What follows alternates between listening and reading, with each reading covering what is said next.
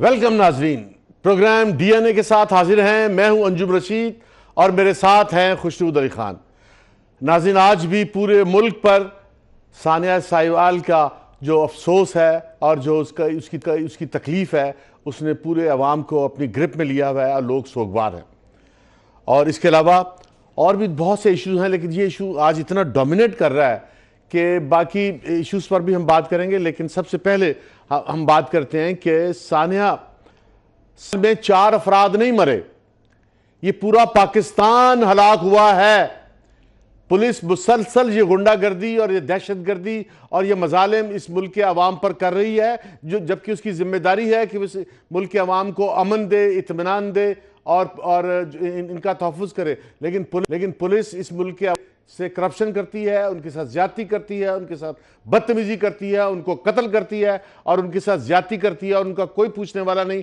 और आज वो मौका था खुशरूद अली खान के इमरान खान जो है इतने बुलंदोबांग दावे कर रहे थे, आज वो इसकी करेक्शन करते और पुलिस को अवाम के कत्लेआम से और अवाम को तकलीफ पहुंचाने से आइंदा हमेशा के लिए रोकने का इकदाम करें। लेकिन वो तो खुद कतर चले गए।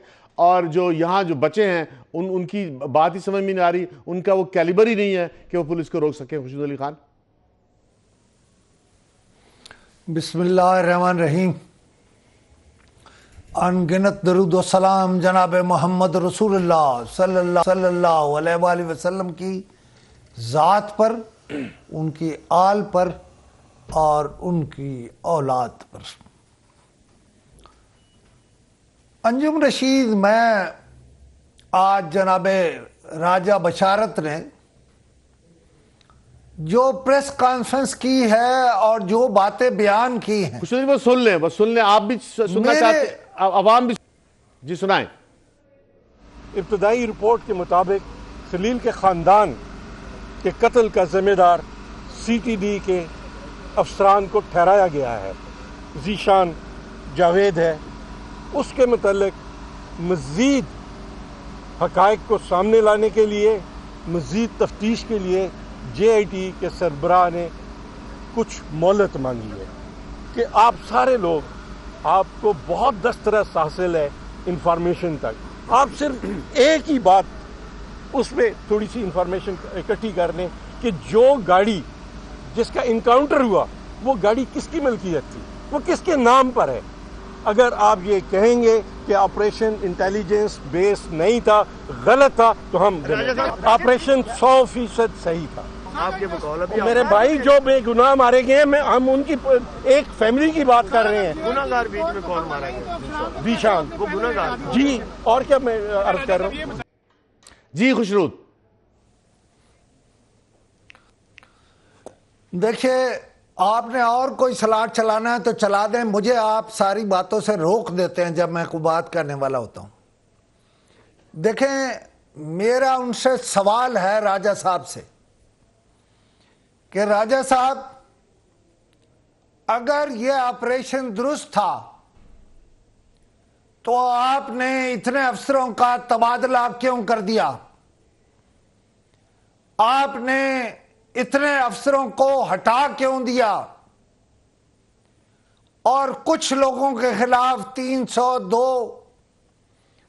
क्यों लगा दी? और राजा साहब, मेरा सवाल यह भी है कि ज़ीशान, जिसे आप दहशतगर्द कह रहे हैं, उसके भाई को जब आपने पुलिस में भर्ती किया तो आपके इदारों की आंखें बंद थीं और दिमाग शल थे कि वो एक दहशतगर्द के भाई को पुलिस में, डॉल्फिन फोर्स में भर्ती कर रहे हैं।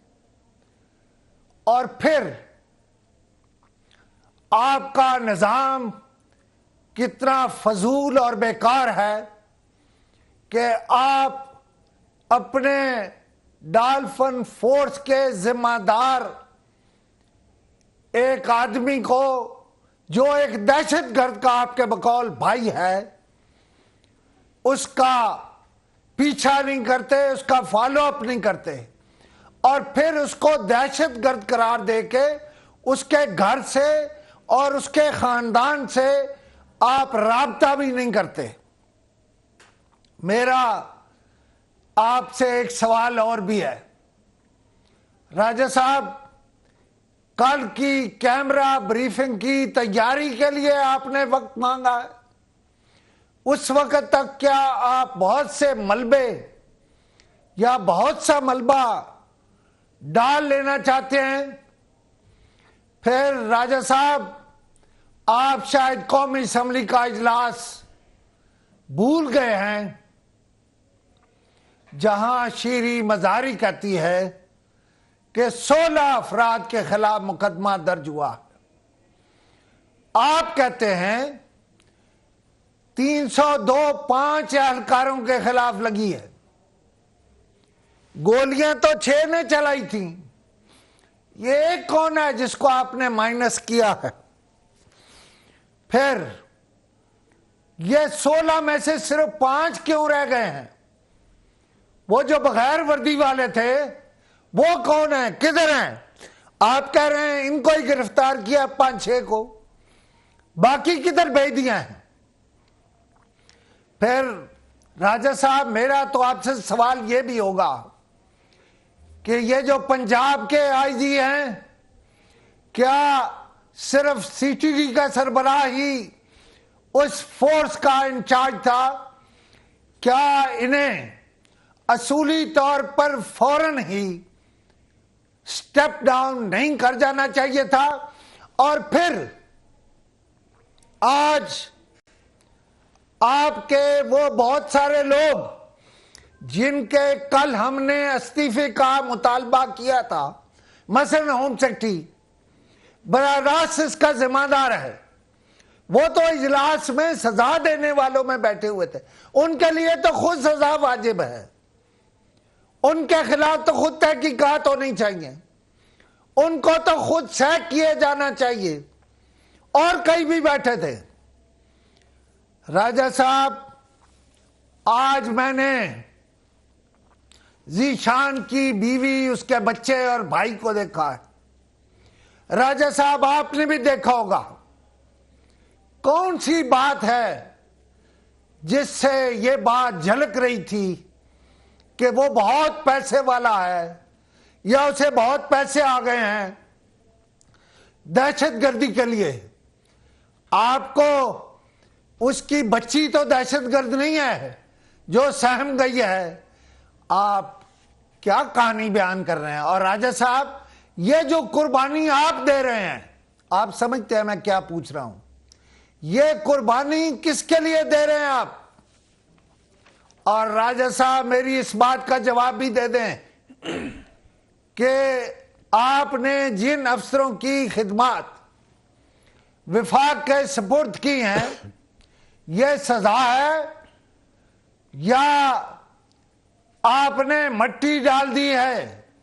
वो इस्लामाबाद आएंगे, एस्टेब्लिशमेंट डिवीजन रिपोर्ट करेंगे और यहां से उनको नई पोस्टिंग मिल जाएगी। राजा साहब, मैं आपसे और भी पूछता हूं कि आपकी जेआईटी जिसकी बिना पर, जिसकी रिपोर्ट की बुना पर आपने ये फैसले किए हैं, लोग आज एक चैनल पर चीख रहे थे कि जेआईटी ने सिर्फ 2 या 3 आदमियों से बयान लिया, हमसे बयान नहीं लिया। राजा साहब, जेआईटी के सरबराह से पूछे कि आपने लोगों को सिविल लाइन यानी पुलिस की जगह पर क्यों बुलाया? क्या तहकीकात इस तरह से होती हैं? आपने इस सारे मामले को मशकूक बना दिया है। और भी बहुत सारे सवालात पूछने हैं। अच्छा खुशनूदी खान, लेकिन जरा मेरा भाई अंजुम रशीद इस पर जवाब दे दे या बात कर ले। अच्छा, फिर बात करते हैं। खुशनूदी खान, बात यह है कि इन्होंने ये कहा है कि जीशान की वो टेररिस्ट था और उसकी इंक्वायरी के लिए अभी मजीद टाइम इनको चाहिए। अब इनसे पूछे कोई राजा साहब से, राजा बशारत, आप इतने बड़े आदमी हैं, उम्र के एतबार से भी और रुतबे के एतबार से भी आप पंजाब असम्बली में बैठे हैं, वज़ीर कानून है, कि जिस शख्स के बारे में आपके पास पूरे सबूत ही नहीं थे उसको आपने सरेआम गोली मार दी। अभी वो दहशतगर्द होने की अभी आपने तफ्तीश करनी है, तफ्तीश किए बगैर मार दिया। अभी तो राजा साहब और तफ्तीश किए बगैर मार दिया, वो उसे दहशतगर्द बनाने में मसरूफ है। और दूसरी तरफ बात यह है कि सवाल JIT का ये नहीं था कि किसने जो है वो कितनी गोलियां कहां से गुजरी, कहां से आई, किधर गई। सवाल सिर्फ एक था, सवाल एक था कि क्या ये 4 अफराद कत्ल हुए, पुलिस को कत्ल करने का अख्तियार था या नहीं था? क्या पुलिस पुरअमन तौर पर इनको गिरफ्तार कर सकती थी या नहीं कर सकती थी? तो सवाल बहुत वाज़ेह है कि पुलिस इनको तौर पर गिरफ्तार कर सकती थी, फायर करने की जरूरत नहीं थी। जवाबी फायर कोई नहीं आया। और जो राजा बशारत से पता चला है, जो राजा बशारत ने, वो बड़ी तकलीफ दे बात है और वो बड़ी कलेजे में छुरी वाली बात है कि राजा बशारत और इमरान खान की और इस गवर्नमेंट की और इस पूरी टीम की नीयत ही नहीं है कि वो पुलिस को ठीक करे ताकि वो अवाम का कत्लेआम बंद कर सके, अवाम के साथ ज्यादतियां बंद करे। नाज़रीन, छोटी सी ब्रेक है, इसकी तफसील में जाएंगे, हमारे साथ रहिएगा। नाज़रीन, हमारा मौक़िफ़ यह है कि ये जो 4 अफराद को पुलिस ने कत्ल किया है, ये 4 अफराद नहीं है, ये पाकिस्तान है। और पाकिस्तान के अवाम पुलिस के इन मज़ालिम से मुसलसल जो है वो इसका निशाना बन रहे हैं और पुलिस को करेक्ट करने की ज़रूरत है, पुलिस को दुरुस्त करने की ज़रूरत है। और हमें उम्मीद थी कि मियाँ इमरान खान और उसकी पार्टी के लोग जो वो दावे भी कर रहे थे कि वो पुलिस को करेक्ट करेंगे, लेकिन उनका पुलिस को करेक्ट करने का कोई इरादा अभी तक नज़र नहीं आया।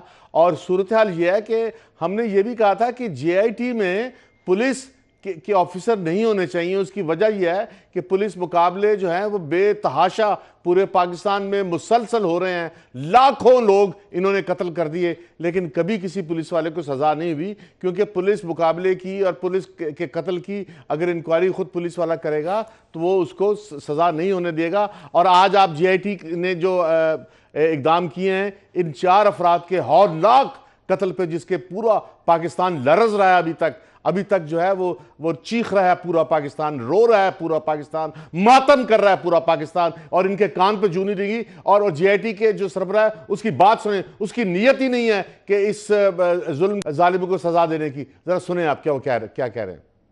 JIT बनी है अंडर ATA एक्ट, क्योंकि इसमें ATA का जुर्म लगा हुआ है और उसमें 30 डेज जो है वो पीरियड है उसको कंक्लूड करने का, कोर्ट में चलान सबमिट करने का। कि अभी इसमें हम किसी नतीजे पे नहीं पहुंचे और ना ही इतने बड़े वाक़े को 3 दिन में या 2 दिन में कोई रिपोर्ट दी जा सकती है कि जी किसको गुनाहगार करें किसको ना। CTD के जो है, जो उसमें तकरीबन 6 लोग थे, वो कस्टडी में है।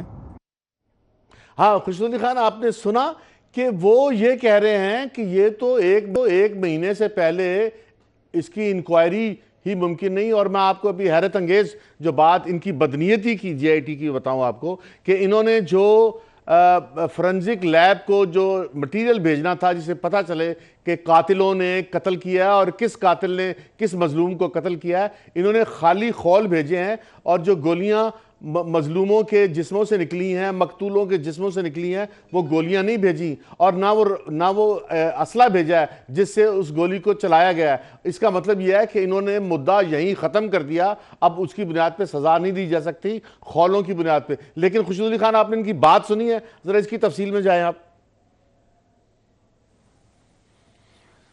देखिए, अब तो ये जाहिर हो गया कि ये धोखा दे रहे हैं, क्योंकि ये साहब कह रहे हैं कि हमने अभी तहकीकात मुकम्मल नहीं की, और पंजाब का वजीर कानून कह रहा है कि 5 को चालान करने का फैसला हो गया है। अब वह जाएंगे अदालत में, जिन्हें ये तहकीकात मुकम्मल किए बगैर चालान करेंगे, वो जाएंगे और पहली पेशी पर उनकी जमानत हो जाएगी। इन्होंने अपने पेटी भाइयों को निकालने के लिए जो बात आप कर रहे हैं, इन्होंने फोरेंसिक ना ऑडिट कराया है, ना फॉरेंसिक वालों को चीजें भेजी हैं, ना फॉरेंसिक वालों को एक्सेस दिए गाड़ी तक, ना फॉरेंसिक वालों को गाड़ी तक एक्सेस दी है। जो आप बात कर रहे हैं, आप कह रहे हैं कि गोलियों का फॉरेंसिक तज्जिया नहीं हुआ कि कितनी दूर से मारी, किसने मारी और कौन से हथियार से चलाई गई। लिहाजा अंजुम रशीद फैसला हो गया कि पंजाब हुकूमत ने यह केस खराब कर देना है और किसी को सजा नहीं होनी। इन्होंने क्राइम सीन मिटा दिया। हुकूमत असल में रिजल्ट्स देने में संजीदा ही नहीं है। ये क्या कर रहे हैं, ये लफ्जों का हेर फेर करके और एफआईआर अगर तहकीकात मुकम्मल नहीं है तो किस बात पे चालान करेंगे। अगर ये जो कुछ कह रहा है सीटीडी का और उसका जेआईटी का सरबराह, अगर उसकी बात ठीक है कि ये तो 30 दिन में करना होता है और फला, तो फिर इसका मतलब यह है कि झूठा चालान जा रहा है और वो पहली तारीख को ही अगर कोई अच्छा क्रिमिनल वकील होगा तो वो उड़ा देगा। अब मैं थोड़ी देर पहले मैंने जो कहा था कि आईजी जो है वो किसी का सिफारशी है, वो पंजाब के एक बड़े हाउस का, एक बड़ी शख्सियत का सिफारशी है। और मजे की बात यह है कि जिसे जाना था, जिसे चले जाना चाहिए था, वो वहां बैठा था और मुंसिफ बन के बैठा था, मुल्जिम बन के नहीं बैठा था और फैसले कर रहे था। लिहाजा वो इजलास जिसमें सारे मुल्जिम बैठे हों, जिसमें होम सेक्रेटरी बैठा हो, जिसमें आईजी बैठा हो, जिसमें दूसरे जिम्मेदार बैठे हो, वो कैसे फैसला कर सकता है। ये इन्होंने अंजुम रशीद इसको पंजाबी में कहते हैं गोंगलुओं तो मिट्टी झाड़ना। ये इन्होंने गोंगलुओं से मिट्टी झाड़ दिया है, लेकिन पंजाब के लोग जाग गए हैं। पंजाब के नहीं, पाकिस्तान के लोग जाग गए हैं। अब इनकी बात कोई नहीं मानेगा और ये जब झूठ बोलते हैं तो झूठ इनके चेहरों पे आ जाता है। खुशनूर अली खान, जो अभी राजा बशारत साहब ने कहा कि जीशान जो है उस पर डाउट है, और जीशान के बारे में पुलिस ने कहा कि फैसलाबाद में जनवरी में एक मरने वाले दहशतगर्द जो थे अदील हफीज़, उनसे इनका ताल्लुक था। अच्छा, अदील हफीज़ के बारे में जो खुद पुलिस ने उसका शनाख्ती कार्ड नंबर बताया है, वो शनाख्ती कार्ड पाकिस्तान में एग्जिस्ट ही नहीं करता। मतलब इनकी पूरी की पूरी कहानी जो है वो फर्जी और झूठी है। अच्छा, और अब बात यह है कि हम तवक्को क्यों कर रहे थे कि इमरान खान जो हैं वो पाकिस्तान की पुलिस को जो है वो इंसान बनाएंगे, और पाकिस्तान की पुलिस जो दरिंदा बनी हुई है, जो सिर्फ लोगों से रिश्वत लेती है, लोगों के साथ नाइंसाफ़ी करती है, ये मकतूल से पैसे लेके मकतूल के रिश्तेदारों को गिरफ्तार कर लेते हैं और कातिल को गिरफ्तार नहीं करते, पैसे लेके कातिलों को छोड़ते हैं। इनके बारे में आम शिकायत हैं, लेकिन इसके अलावा काउंटर एफआईआर इसीलिए दर्ज की है कि ये उनको तंग करेंगे, उनको बुलाएंगे, उनके बच्चों को ख्वार करेंगे। जिन बच्चों के लिए पूरा मुल्क रो रहा है, ये उनको, उनके चचा को, उनकी दादी को, उसके रिश्तेदारों को तंग करेंगे, प्रेशराइज करेंगे और ये मुद्दइयों को भगा देंगे, ये मुद्दइयों को डरा देंगे, ये मुद्दइयों को पाकिस्तान से ही ना भगा दें कहीं। आज जब वो बच्ची रो रही थी ना, वो मुसलसल रोए जा रही थी। वो खुदा का खौफ करो, खुदा का खौफ करो इन बच्चियों पर, कहीं इनकी आग ना पड़ जाए तुम्हें। खुशनूर खान, बचाने के लिए पुलिस को क्या कर रहे हो? खुशनूर खान, अब तक क्या फायदा आपको? अब तक पहले भी कई हुक्मरान आए थे और वो भी चले गए और तुम भी चले जाओगे, अब तक कुछ नहीं होगा। खुशनूर खान, ये अब तक लाखों लोगों को, बेगुनाहों को पुलिस मुकाबलों में कत्ल कर चुके हैं। और मैं चैलेंज के साथ कह रहा हूं, और पूरे पाकिस्तान के अवाम को भी पता है, इमरान खान को भी पता है कि लाहौर में भी, कराची में भी, तमाम शहरों में थानों के अलावा इन्होंने अकूबत खाने बनाए होते हैं और वहाँ पर ये लोगों को तशद्दुद करते हैं, टॉर्चर करते हैं, लोगों को थाने में नाम दर्ज किए बगैर और उनके के खिलाफ मुकदमा दर्ज किए बगैर उनको दूसरी जगहों पे अपने खुफिया ठिकानों पे ले जाके तशद्दुद करते हैं, मारते हैं, उनसे पैसे लेते हैं और फिर उनको छोड़ देते हैं। और इसका पूछने वाला और इनको देखने वाला कोई नहीं। और आज तक एक सिंगल मुकदमा दर्ज नहीं हुआ कि ये पुलिस जो है ये लोगों को प्राइवेट थानों में नहीं, प्राइवेट जगहों पे ले जाकर तशद्दुद करते हैं। और एक मुकदमा दर्ज नहीं हुआ। और कई बार हाई कोर्ट के जो है वो बैलिफ आता है, लेकिन वो इनको पकड़ नहीं सकता। अगर पकड़ ले तो इसकी शहादत कोई नहीं होती। इनके खिलाफ को इनको अब आज हमें तवक्को ये थी कि इमरान खान जो है वो दावा कर रहे थे कि पुलिस को वो दुरुस्त करेंगे, तो आज मौका था कि इतने बड़े हौके के बाद वो पुलिस की को रोकेंगे और कोई इकदाम करेंगे ताकि पुलिस जो है वो इंसान बन जाए और इस मुल्क के अवाम की एक सही खिदमतगार बने, इस मुल्क के अवाम को तहफ़्फ़ुज़ दे, इस मुल्क के अवाम को इत्मीनान दे और इस मुल्क के अवाम को जो है वो अमन दे। लेकिन इमरान खान और उसकी टीम जो है उनकी नीयत नज़र नहीं आती। छोटी सी ब्रेक है और ब्रेक के बाद हम बात करेंगे कि ये GIT कर क्या रही है और शीरी मज़ारी ने क्या कहा है, इस पर भी देखेंगे। नाज़रीन हमारे साथ रहिएगा। जो FIR कटी है CTD ऑफिशियल्स के खिलाफ, उनको चार्ज किया गया है under section 302 of the anti terror act, जिसमें 16 लोग हैं। 10 officials were in uniform and 6 were in normal simple clothes. तो I just wanted to give this information कि उनको चार्ज किया गया under the ATA section 302 in the FIR। Welcome back नाज़रीन। या तो शीरी मज़ारी गलत बयानी कर रही हैं या राजा बशारत झूठ बोल रहे हैं। राजा बशारत कह रहे हैं कि 5 अफराद के खिलाफ FIR कटी है। शीरी मज़ारी कह रही हैं 16 एहलकार हैं जिनके खिलाफ FIR कटी है। नहीं, वो कह रहे हैं चलान हम करेंगे 5 को। भाई आपने एक दिन में कैसे फैसला कर लिया कि आप फलां को चलान करेंगे? झूठ है। अच्छा, अभी तो इंक्वायरी मुकम्मल नहीं हुई। झूठ पे झूठ बोल रहा है। अच्छा, मरकज और बोल रहा है, पंजाब और झूठ बोल रहा है। कुछ सिर्फ इतनी सी बात थी कि ये जाके GIT पता करती कि जो लोग जिनको सीधी गोलियां मार के इन्होंने 4 आदमी को हलाक किया, क्या उन्होंने कोई जवाबी फायर किया था? क्या अंजुम रशीद क्या उनको बगैर ये सच बोले, सच ये सच बोले नहीं तो बच जाएंगे।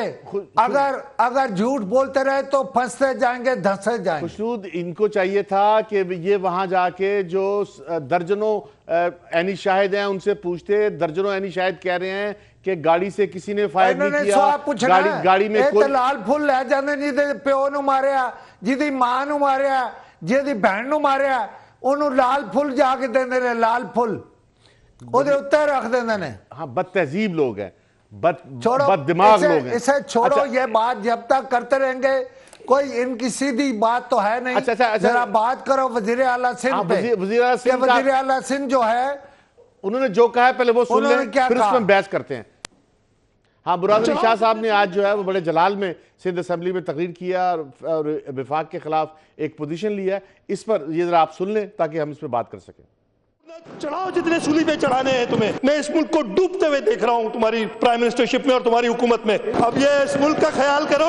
ये सूली पे चढ़ाना मारना मुरना छोड़ो, जो वोट मिले उसके लिए काम करो और इंशाल्लाह ताला हम तुमसे काम कराएंगे। सिंध हुकूमत वफाक से काम कराएगी। जबरदस्ती हम अपना हक लेके रहेंगे।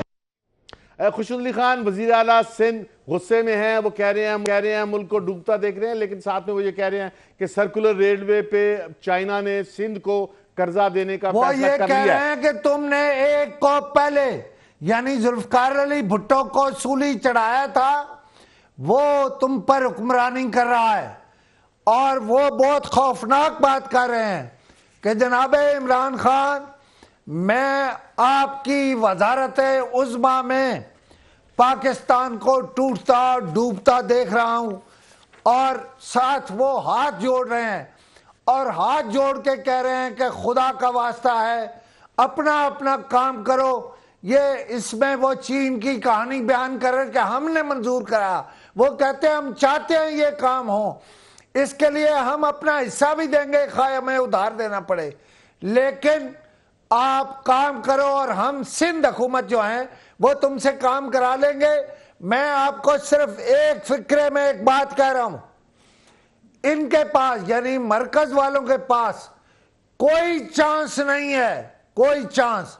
मुल्क के सारे हालात का इहाता करके मैं अपना तजिया दे रहा हूं कि ये बिल आखिर मेहनत करके तरला करके पीपल्स पार्टी को अपना इत्तेहादी बनाएंगे, वरना इनकी हुकूमत नहीं रह सकती। खुर्शीद अली खान, वज़ीर आला ये कह रहे हैं कि कराची में सर्कुलर रेलवे हुकूमत सिंध चलाना चाहती है, लेकिन इमरान खान चाहते हैं कि इसका सेहरा उनके सर पे हो, लेकिन उनके सर हो नहीं सकता क्योंकि वज़ीर आला सिंध चीन जाके सर्कुलर रेलवे के बारे में चीन से मुआहदा कर चुके हैं और अब सर्कुलर रेलवे बनेगी तो इसमें मुराद अली शाह के सर पे सेहरा सजेगा। मुराद अली शाह के सर पे सेहरा ना सजाने की वजह से ये उसको रोकने के लिए इमरान खान की विफाकी हुकूमत जो है उनकी मदद नहीं कर रही। इस मुल्क का नुकसान कर देंगे सारे। मैं इमरान खान की बात भी कर रहा हूं और बाकी पॉलिटिशियंस की भी।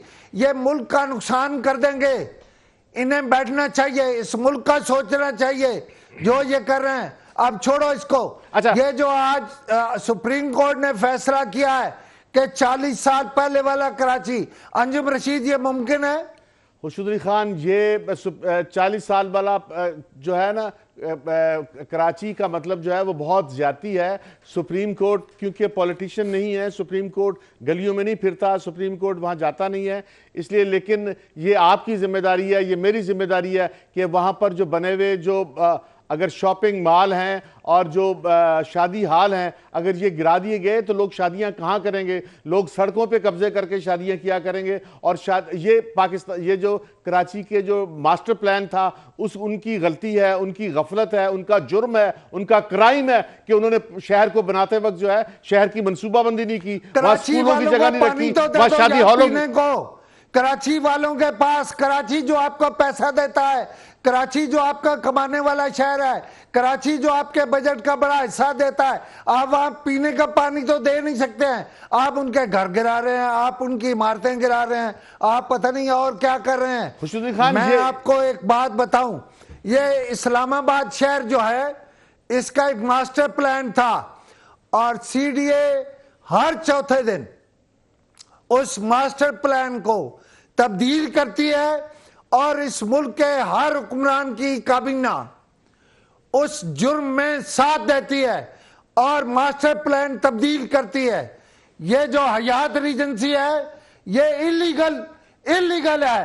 पूरे सफारत खाने जो है उनकी सिक्योरिटी 2 पर है, लेकिन उनसे 17 अरब लेके कहा जाने दो। अच्छा, इस मुल्क में हर चीज बिक रही है। इस शहर में ये जो इस्लामाबाद है, जो आप कराची की बात कर रहे हो, ये कराची की तरह इस्लामाबाद में कुछ लोगों को निकाल दिया घरों से कि तुम इस्तेमाल नहीं कर सकते और कुछ को इस्तेमाल की इजाजत दे दिया है। इस मुल्क में कानून एक जैसा नहीं, आईन एक जैसा नहीं, सलूक एक जैसा नहीं। तबाह कर दिया इस शहर को, अब उसको तबाह कर रहे हैं। खुर्शीद अली खान, जरूरत इस बात की थी कि कराची को बनाने वाले जो टाउन प्लानर थे, कराची की प्लानिंग करने वाले थे, उनको चाहिए था कि वो शादी हालों की जगह रखते, वो शॉपिंग सेंटर की जगह रखते, वो बच्चों के स्कूलों की जगह रखते, तो सुप्रीम कोर्ट कह रही है ना, वो दुकानों की जगह रखते। सुप्रीम कोर्ट कह रही है कि ये जो फादर ऑफ द सिटी कहलाता है, इसे पता ही नहीं फादर ऑफ द सिटी क्या होता है। पहले तो ये तय होना चाहिए कि वो फादर ऑफ द सिटी है। उन्होंने कहा कि हम कराची सिंध हुकूमत को दे देंगे, यानी बतौर शहर भी, और या हम विभाग को दे देंगे। सुप्रीम कोर्ट इतनी तंग है इनसे, इन्होंने जो शहर के साथ खिलवाड़ किया है, हर इदारे का सरबराह वहां पैसे ले रहा है।